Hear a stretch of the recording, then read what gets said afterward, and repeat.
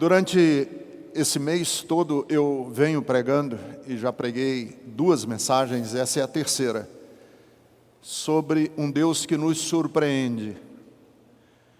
Eu falei sobre um Deus que surpreendeu Abraão, foi a primeira mensagem. Depois eu preguei sobre uma experiência surpreendente que Jacó teve com Deus, foi a semana passada. E hoje eu quero falar sobre Moisés, que foi surpreendido por Deus.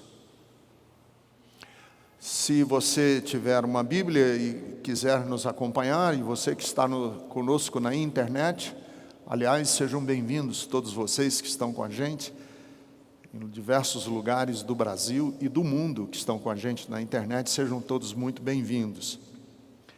Eu quero ler no livro do Êxodo, capítulo 3, do versículo 1 ao versículo 8, e depois eu quero ler apenas os versículos 13 e o 14. Êxodo 3, de 1 a 8, diz assim: Moisés pastoreava o rebanho do seu sogro Jetro, que era sacerdote de Midian. Um dia levou o rebanho para o outro lado do deserto e chegou a Horebe, o monte de Deus. Ali o anjo do Senhor lhe apareceu numa chama de fogo que saía do meio de uma sarça. Moisés viu que, embora a sarça estivesse em chamas, não era consumida pelo fogo. Que impressionante! Pensou. Por que a sarça não se queima? Vou ver isso de perto. O Senhor viu que ele se aproximava para observar, e então, do meio da sarça, Deus o chamou. Moisés, Moisés. Eis-me aqui, respondeu ele.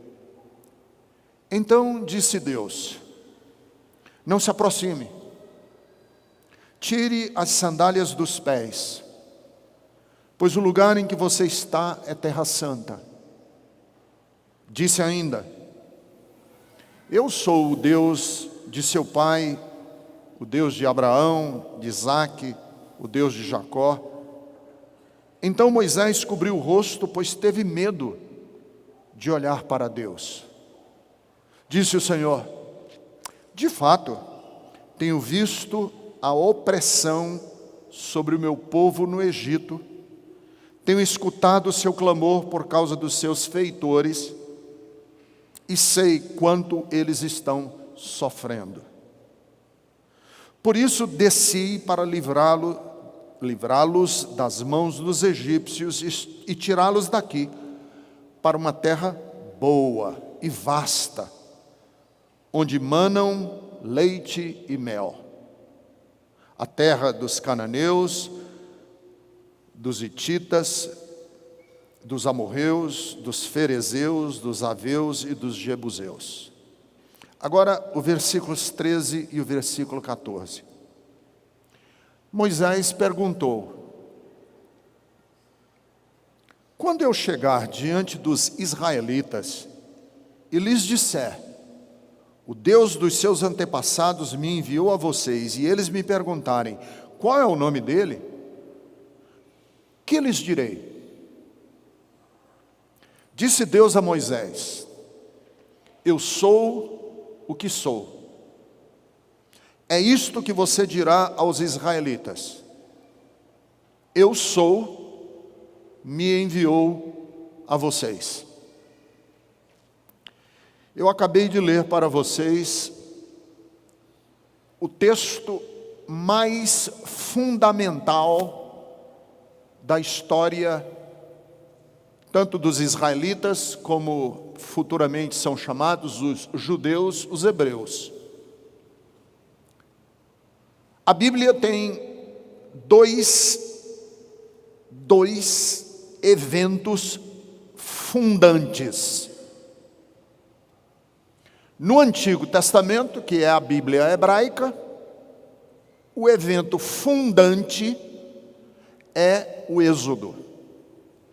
No Novo Testamento, que é o Testamento cristão, ou a Bíblia cristã, Novo Testamento, o evento fundante foi o que nós celebramos hoje à noite aqui, que é a Páscoa dos cristãos, que é a ceia, o pão e o vinho partidos ao redor de uma mesa.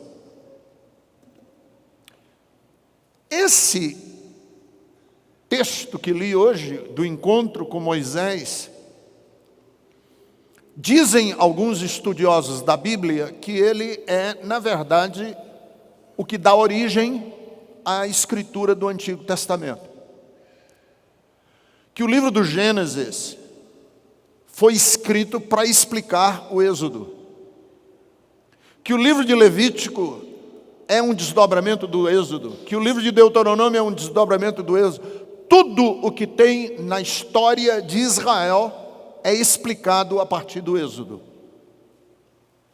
E o Êxodo começa com uma experiência que Moisés tem com Deus.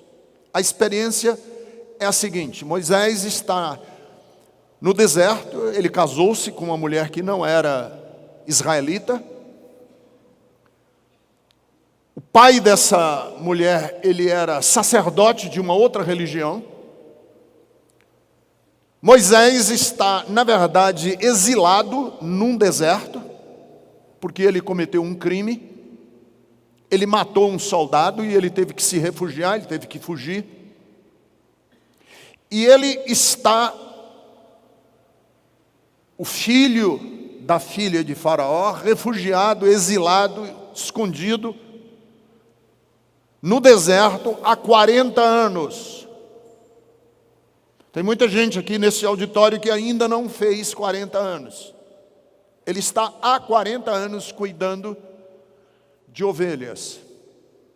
O texto diz que ele é um pastor, exercendo a atividade pastoril, que era muito comum no mundo antigo, que ficava ali no deserto, tangendo as ovelhas, para que não fossem atacadas por animais selvagens. E aconteceu essa experiência com Moisés, ele no que está cuidando das ovelhas no meio do deserto, a serviço do seu sogro, Jetro, que era sacerdote de Midian, era sacerdote de uma outra religião. No que ele está cuidando ali das ovelhas e ele está pastoreando as ovelhas, um fenômeno que é comum nas regiões desérticas o chamou a atenção. Comum porque isso é explicado pela ciência, que se chama de combustão espontânea. É que o mato, o arbusto fica muito seco, o vento é muito forte, o sol é causticante, e é comum acontecerem fogos espontâneos, o arbusto pegar fogo, acontecer um pequeno incêndio, uma pequena queima do arbusto. Aquilo chamou a atenção de Moisés, porque quando ele olhou para o arbusto, o fogo parecia lamber os galhos, mas não consumia os galhos. E Moisés achou estranho aquele fenômeno, ele achou estranho que aquilo estivesse acontecendo. Ele disse, eu vou voltar para ver o que está acontecendo, eu quero ver com mais atenção isso. E no que ele diz, eu quero ver com mais atenção, Deus falou com ele. Moisés, Moisés.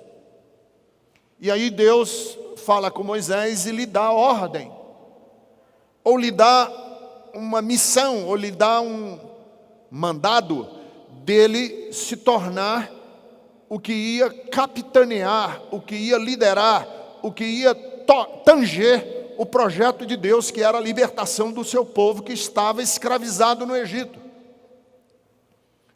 O povo estava escravizado no Egito há 400 anos.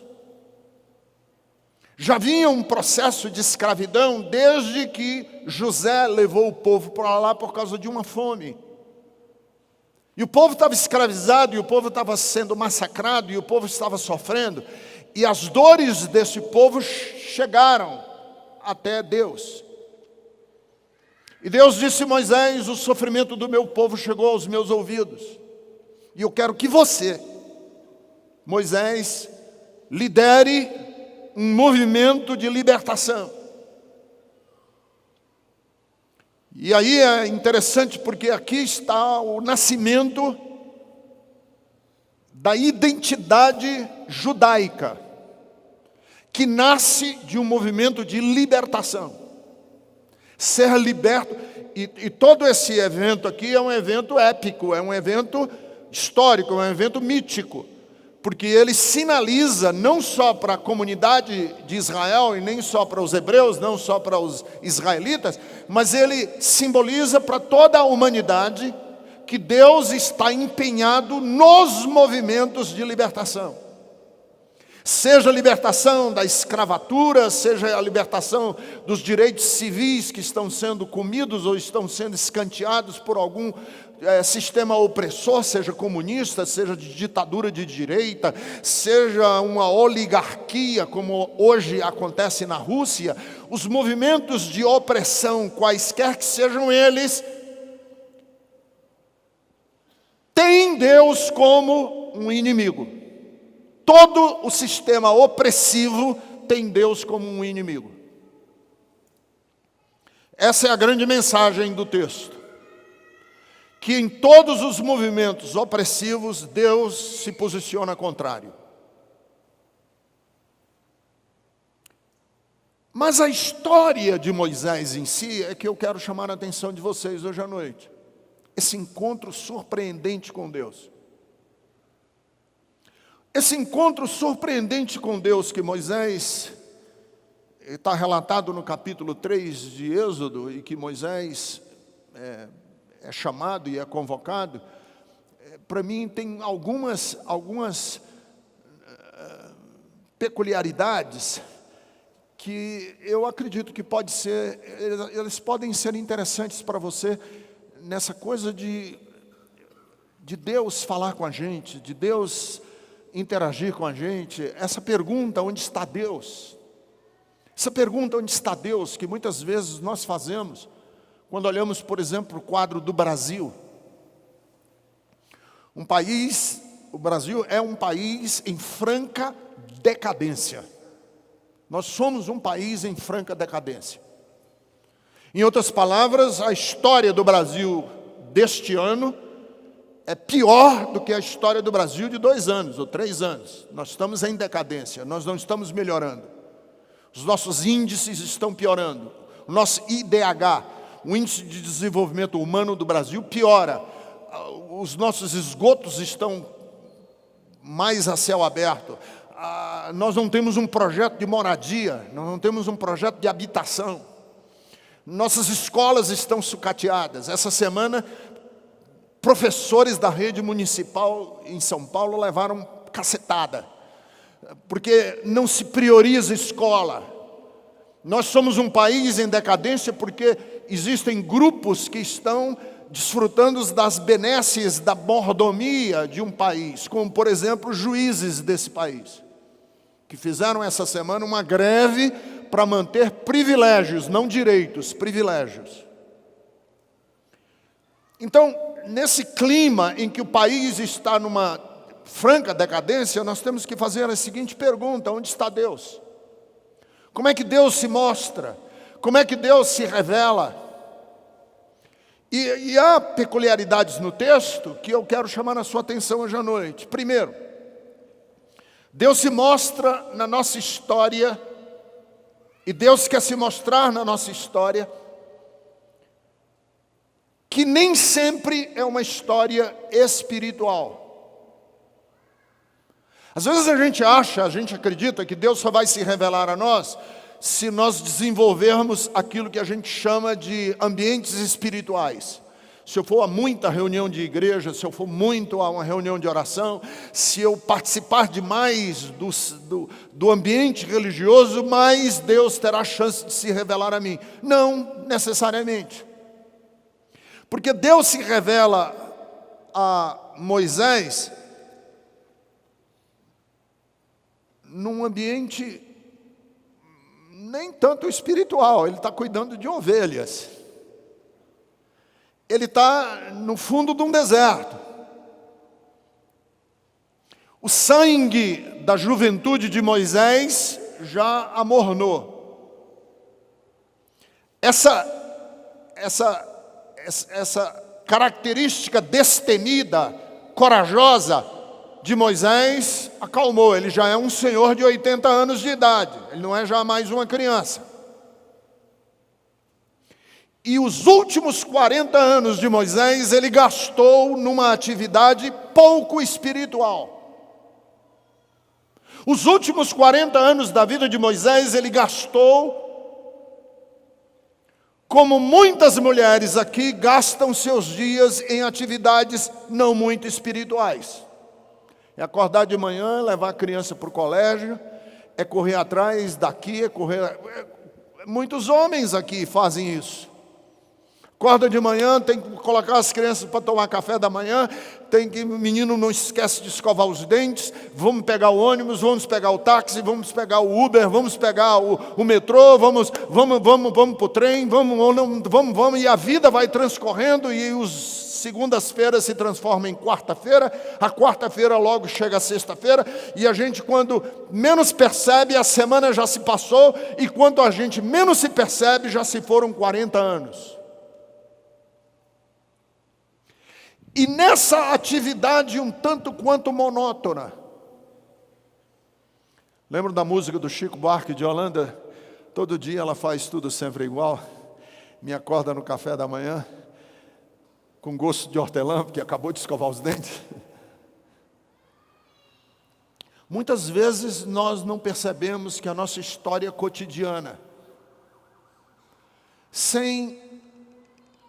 que a história cotidiana das pessoas, sem nada de espetacular,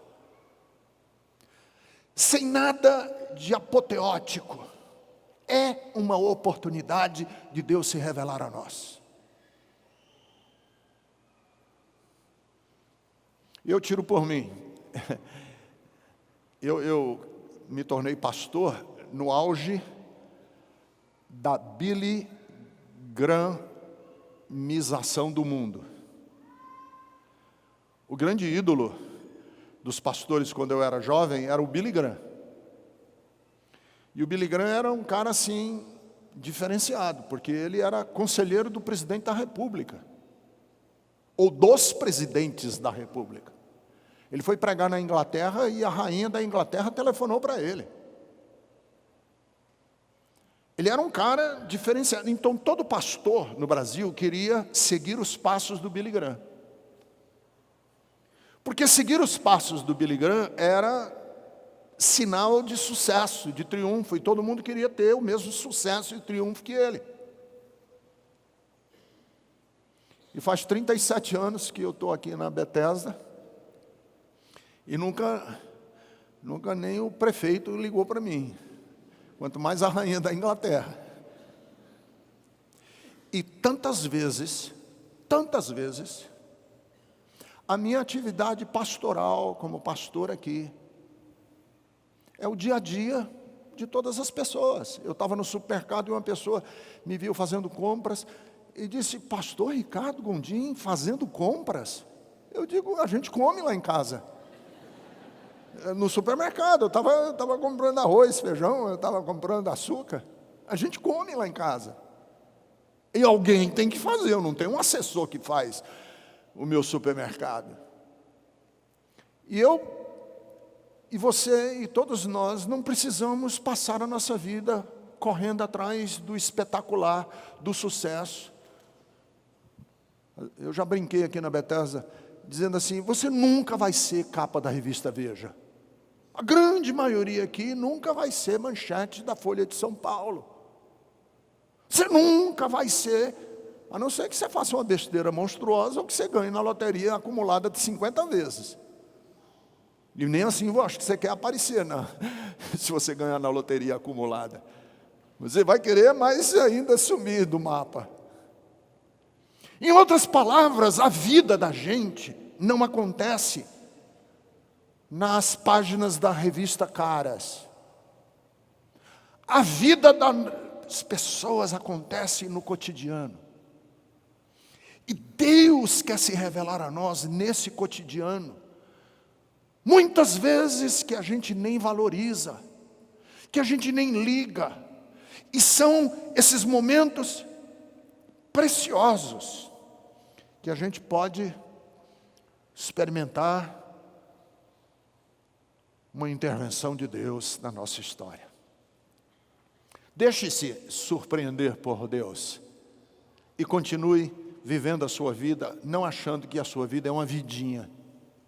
A sua vida é importante para Deus, mesmo que ela esteja dentro daquilo que a gente chama de monotonia e de rotina. Segunda coisa que eu acho interessante aqui no texto é que as nossas experiências, elas acontecem através de fenômenos triviais. Triviais. Uma sarça pegar fogo no deserto não era nada excepcional. Excepcional é ter o coração de ver que a chama não estava pegando fogo, não estava consumindo os galhos.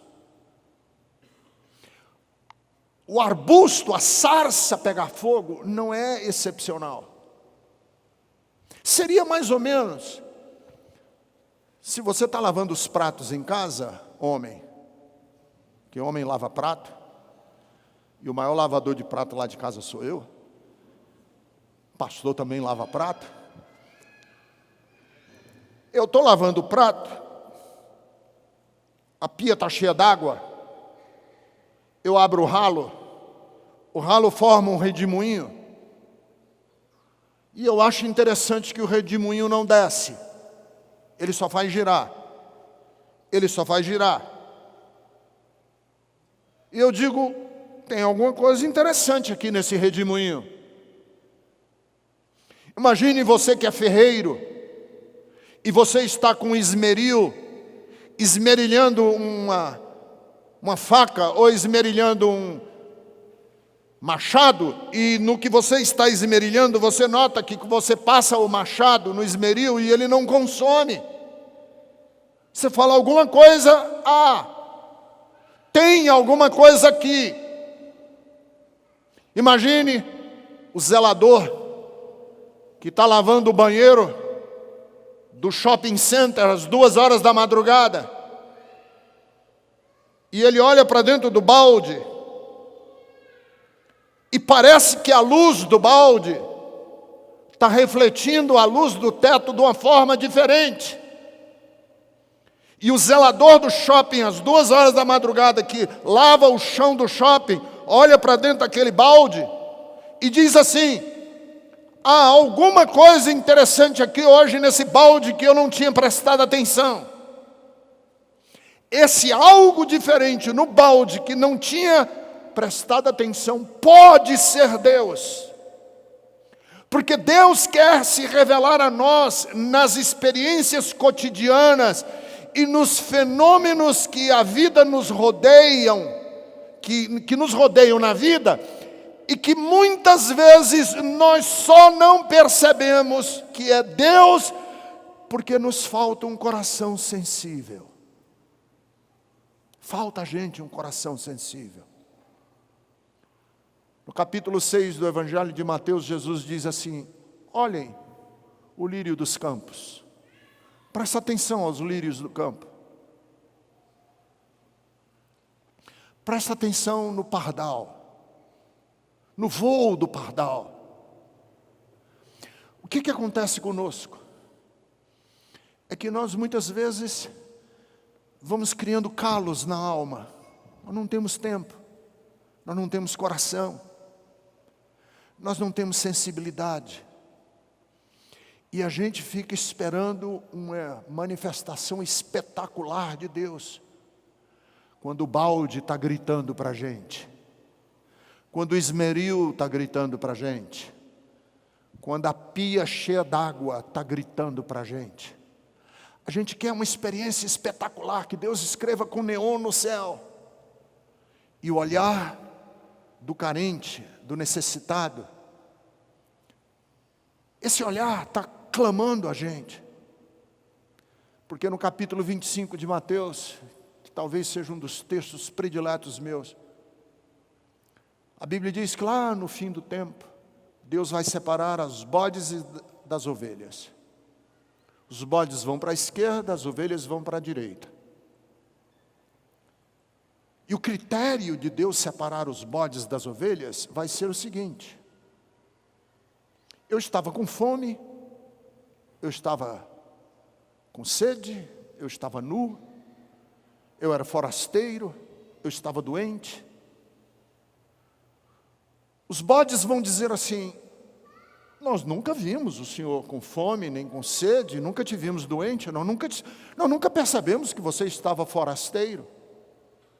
E Jesus vai dizer para eles: olha, quando você deixou de fazer a um desses pequeninos, porque você não tinha olhar, você não tinha coração, você deixou de fazer a mim. E as ovelhas vão dizer: Senhor, quando foi que a gente te viu com fome, com sede? Jesus vai dizer para eles: olha, quando você deu de comer. Às vezes nós não temos coração, o problema nosso é esse. Tem aquela parábola do missionário que trouxe um índio para o centro da cidade de São Paulo. Vocês já ouviram essa história? Um missionário trouxe um índio para o centro da cidade de São Paulo, levou lá para o viaduto do Chá, Vale do Anhangabaú. O índio tinha saído da Amazonas, nunca tinha visto a civilização. E o índio estava andando ali pelo viaduto do Chá, aquele barulho imenso, sirene, camelô gritando, gente andando, um barulho, buzina, aquele barulho de centro da cidade. E o índio parou e disse: eu estou ouvindo um grilo. O missionário falou: você está ouvindo um grilo? Você está ficando louco? Ninguém ouve grilo no centro da cidade de São Paulo. Ele falou: tem um grilo aqui, quer ver? E foi assim num canteiro, tinha um canteiro de uma planta, um canteiro. Ele foi lá e pegou o grilozinho e falou: está aqui. O missionário falou: mas como é que você conseguiu ouvir esse grilo? Ele falou: você tem algumas moedas aí no seu bolso? O missionário disse: tenho. Ele pegou as moedas, entregou para o índio, e o índio displicentemente soltou as moedas no chão. Quando as moedas bateram no chão e fizeram tlim, tlim, tlim, tlim, 50 pessoas se viraram para as moedas. O índio disse assim: vocês têm ouvido para ouvir uma moeda cair no chão, mas você não tem ouvido para ouvir o grilo cantar. Porque o ouvido da gente só ouve aquilo para o qual ele está treinado. Moisés olhou para uma sarça que estava pegando fogo e disse para ele mesmo: algo tem aqui, e eu preciso prestar atenção. E quando ele presta atenção, Deus fala com ele. É preciso, às vezes, que a gente tenha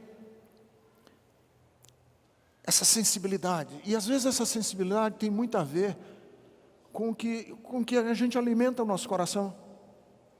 O que você alimenta o seu coração? Isso vai dar sensibilidade ao seu ouvido. A gente alimenta o nosso coração de ódio, de rabugice, de gente ranheta. E a gente não sabe por que a gente presta mais atenção. Por que a gente tem um ouvido para esse tipo de coisa? Hoje pela manhã eu preguei aqui na Bethesda sobre esperança, e eu falei sobre isso. Que parece que a internet se transformou no esgoto da humanidade. Parece que a internet é o lugar onde as pessoas vomitam toda a podridão que eles têm dentro deles. Eles acharam um espaço para si. E eu já decidi. Alguém me manda uma notícia no jornal, de site, eu não leio os comentários. Não leio os comentários, porque aquilo vai afetar o meu ouvido. Eu quero ouvir poesia, eu quero ouvir beleza. Eu quero treinar o meu ouvido para ouvir o que é sensível, o que é cheio de compaixão. Eu não quero treinar o meu ouvido para fascista, racista. Meu ouvido não pode ser treinado por gente odiosa. Porque às vezes eu ouço pastores pregando, a teologia parece corretíssima, mas o ódio que eles destilam, a maneira como falam, o rancor com que falam, eu tenho certeza absoluta que aquilo não pode ser de Deus. Porque Deus quer nos treinar na sensibilidade. O Salmo de número 46, versículo de número 10 diz assim: aquietem-se e percebam que eu sou Deus. Como é que você vai ouvir Deus? Quando você aprender a aquietar o seu coração. Quando você começar a gostar de palavras vazadas de beleza. Essa semana eu coloquei no meu Instagram: Deus, eu te peço-te, ó Deus, que os meus olhos sejam sempre mansos, que as minhas palavras estejam sempre vazadas de beleza. Essa é a minha oração a Deus. Mas deixa eu continuar, porque eu quero falar um pouco aqui sobre a experiência de Moisés. Moisés teve uma experiência, e eu acredito muito na experiência com Deus, que produz em nós temor. Temor. A Bíblia usa muito isso. O temor de Deus é o princípio de toda sabedoria. Quando ele ouve Deus falar o nome dele e dizer Moisés, Moisés, ele impetuosamente corre na direção da sarça. Deus disse: opa, não tenha pressa, tire as sandálias dos seus pés, porque o lugar em que você está pisando é terra santa, é sagrada. Por que eu digo isso? Porque eu acredito que nós estamos vivendo um tempo em que as pessoas perderam o temor de Deus. E quando eu falo temor de Deus, eu não estou falando medo de Deus. Eu não tenho medo de Deus. Eu não tenho medo de Deus, porque Deus é Pai. Temor a Deus é outra coisa. Eu uso como exemplo o meu próprio pai. Cheguei a uma determinada idade da minha vida, que eu comecei a chamar o meu pai de meu velho. Meu velho, meu velho, meu velho, meu velho. Mas eu nunca chamei ele de você. Eu só chamava o meu velho de Senhor. Meu velho era um jeito carinhoso. E Senhor era... Eu nunca tive coragem de mandar meu pai para aquele lugar, de falar palavrão para o meu pai, nunca. Havia entre eu e o meu pai uma reverência de filho para pai. Eu reverenciava meu pai. Por quem ele foi, pelas ideias que ele defendia, pela integridade do meu pai. Eu era menino de 6 anos de idade, cheguei em casa um dia que fui comprar uma bala na mercearia, e quando eu voltei da bala, meu pai falou: cadê o troco? Aí eu, hesitante, falei do troco. Ele falou: mas tem dinheiro a mais aqui. Eu digo: ele errou. Meu pai disse: você vai voltar imediatamente e devolver o dinheiro lá na mercearia. Nunca mais esqueci essa lição. Eu estava numa mesa, uma vez, e fiz um comentário racista. Uma brincadeira, uma piada racista. Meu pai me pegou pelo braço, me levou para o quarto, tirou da mesa, me levou para o quarto e disse na minha presença: nunca mais você faça uma piada racista com ninguém. Eu tinha 11 anos de idade. Eu tinha reverência pelo meu pai. Por isso nunca dei tapa na cabeça do meu pai, nunca chamei ele de palavrão. Eu chamava meu pai de Senhor. E eu tenho grande dificuldade de pessoas que lidam com Deus na trivialidade. Tira a sandália dos teus pés, porque o lugar que você está pisando é terra sagrada. Desliga a porcaria desse WhatsApp, que você está num culto ao Deus vivo. Para de fazer pegação dentro da igreja. Que teve um auxiliar nosso aqui da igreja, falou: pastor, eu fiquei encabulado, o cara estava pegando a menina dentro da igreja. Não tenho nada contra você pegar a sua namorada, mas aqui...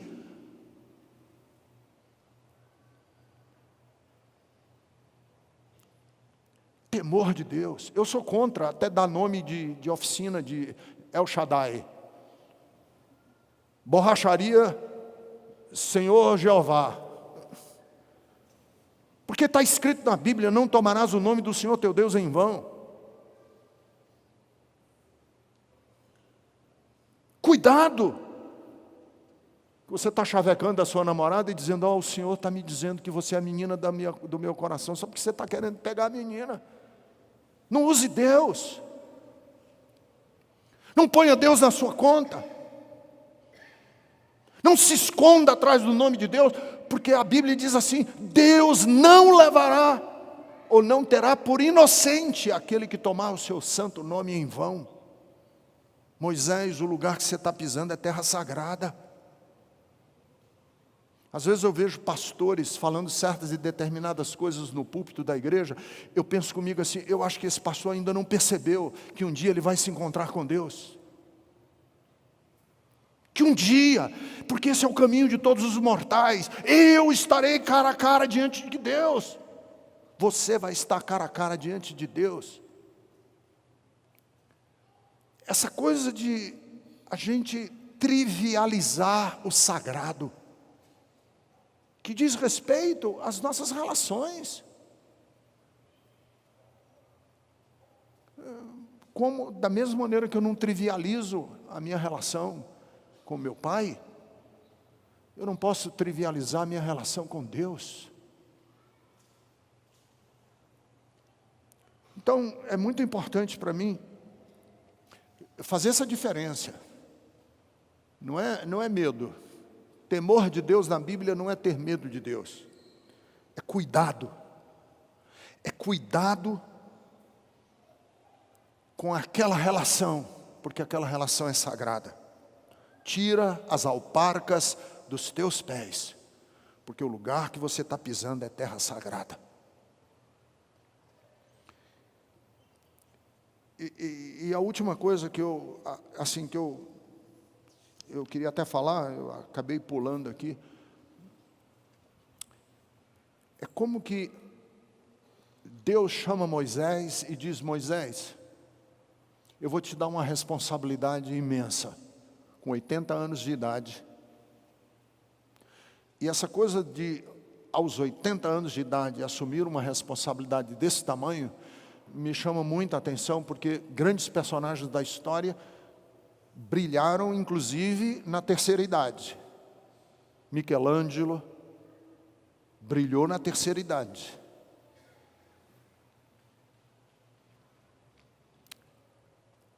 É Deus chamar Moisés e dizer assim: Moisés, eu tenho uma responsabilidade imensa para ti. Você vai libertar um povo que está escravizado há 400 anos. E a primeira tarefa sua será pedir uma audiência com Faraó. Você vai pedir uma audiência com Faraó. Olha que coisa impressionante. É como se Deus me chamasse e dissesse: Ricardo, eu tenho uma responsabilidade imensa com você. E a sua primeira grande tarefa é pedir uma audiência com a presidente do Supremo Tribunal Federal. Você vai se encontrar com ela essa semana. Eu diria: Deus, como? Da onde? Vejam que o pêndulo vem de um homem que está no trivial da vida, no cotidiano da vida, cumprindo as tarefas cotidianas da vida, para na outra semana ele estar diante da pessoa mais poderosa que o mundo conheceu. Era eu pedir uma audiência com o Trump nos Estados Unidos. E dizer a ele que as políticas dele estão erradas. E balançar o dedo na cara dele e dizer: Deus é contra você. Imagine, eu não teria condições.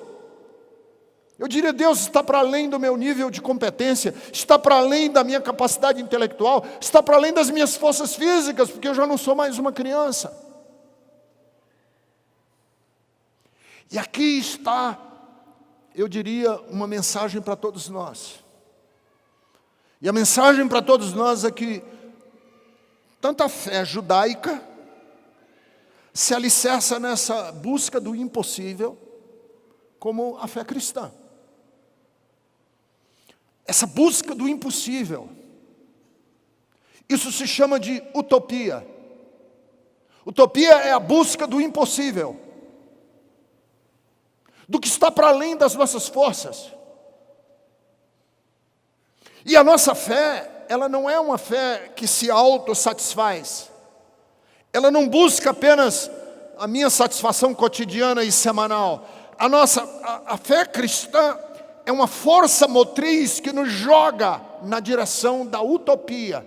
O que é utopia? É um sonho, é um desejo, é um ideal que está para além da capacidade, está para além da história, está para além do horizonte humano, está para além da capacidade humana.